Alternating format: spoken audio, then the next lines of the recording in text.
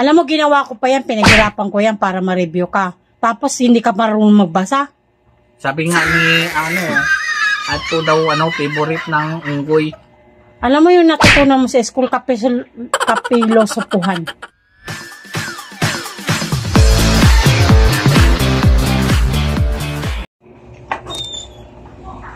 Tama, pininibaon yung pasok na ako sa school eh. Mamaya, upo ka muna doon. Ha? Upo ka muna doon. Pingi ako, 1,000. Mamaya nga, upo ka muna, mag-aral ka. 1,000 yung ko baon eh. Mag-aral ka muna. Upo ka doon. Upo ka. Mag-aral ka muna. Pasok na ako sa school eh.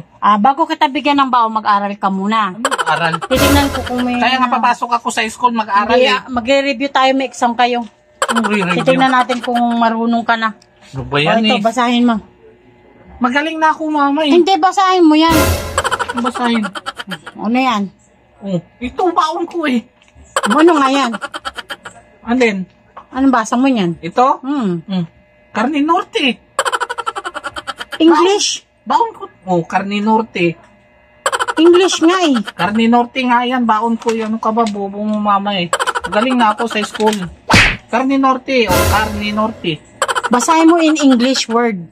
Yan na nga. Carne Norte yan eh. Sabi turo ni Ninong yan eh. Sino naman Ninong mo? Carne Norte yan. Ano ba yan? Di ka pa... Carne Norte nga baon eh. Di ka pala marunong magbasa eh. Yun yung sabi ni Ninong eh. Carne Norte eh. O ito, sige basahin mo ito. Tama yun mama, di ba? Carne Norte. Mali. Mali yun. Naku, babagsak ka sa exam. O ano yan? Naga natin to eh. Ano yan? Si brownie at saka si whitey. Whitey ba? Ito whitey? Whitey ba yan? Ano to? Aso. Tuta. Say it in English word. Hindi sa English word o brownie. Talo ka. Baon, mama. Baon. Ano ba yan? Di ka marunong. Basahin mo in word. Ayan may nakasulat na nga eh. Tuta. May white. Kahit na hindi ka magbasa, may whitey ba yan? I-blacky yan? Black and brown yan? Brownie. Tama ko, brownie. Ano yung isa? Itim eh. Itim eh. Nakaka-stress ka. Basahin mo nga yan eh. Tama na yun eh. Baon na. Baon. Diyos ko, hindi ka marunong. 1.5 baon. Hindi ka marunong magbasa. Tama yun. Sabi nga ni Uncle yun. Saan ka ba nag-aaral? Sa school ba o sa Minsan si Uncle lang tuturo sa akin eh. Saan bubo ng Uncle mo? Ano ba yan Tama na yun. Hindi pwede, marami pa. Kailangan natin mag-review dahil may exam. Ano to? Sabi ni ma'am, mag-aga daw ako sa school. Bakit maaga?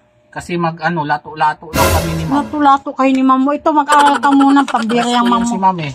Lato-lato kami. Ano na naman to? Ayan, ano yung basa mo niyan? Dali-dali nito, mama. Ano yan? Mansanas na pula. English word nga. English nga tayo. Hindi Tagalog. English. Mansanas.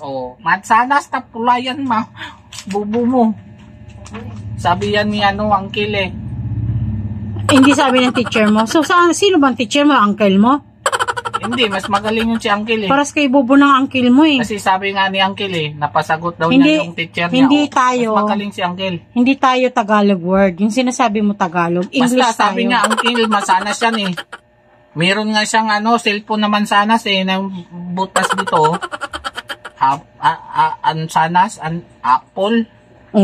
Tama yun, Apple daw yun eh. Anong basa mo yan? Cellphone yun kay Uncle eh.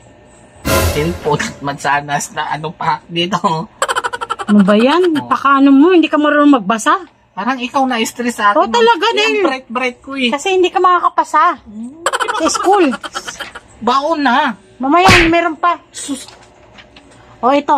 Yan, lalabas yan sa exam mo. Ano ba naman? Ano ba ito? Yan? Kinakain ng unggoy. Ano? Ito. Nakatan. Alam ko lang. Mali pa rin. Mali. May pangalan na nga, babasahin mo na lang. Sabi ni ma'am, di naman daw yan importante picture. Ano ba to? Anong basang mo yan? Lakatan. In English. Lakatan nga to eh. Alam ko lakatan yan, pero may specific word. Nagkamali-mali ka na. Ano ka ba, ma'am? Lakatan yan, dilaw. Tama na yun, di ba? Hindi. Hindi yan lakatan. Ano ka ba? Napaka ano mo, bobo mo. Ako nagbasa. Ikaw nagturo. Ikaw bobo eh. Alam mo, ginawa ko pa yan, pinaghirapan ko yan para ma-review ka. Tapos hindi ka marunong magbasa. Sabi nga ni ato daw favorite ng unggoy. Alam mo yung natutunan mo sa school, kapilosopuhan. Yun. Hindi man turo yun ng school eh. O ano? Turo din yun ni Uncle eh. Ang baon na. Hindi Babaon pwede. na ako, mama. Hindi. Ayoko na. Oh, ayan o. Tama na eh. Isa pa. Dalawa pa yan. O, anong basa mo yan? Ano ito? Oh. Ay, kilala ko na. Oh. Favorite ni Uncle din to. Oh, At saka ano? ni Ninong eh. Oh, ano? Red horse. Anong red horse? Red horse daw yan eh. Oh. Ang pulang kabayo. Oo nga. Oh, red horse.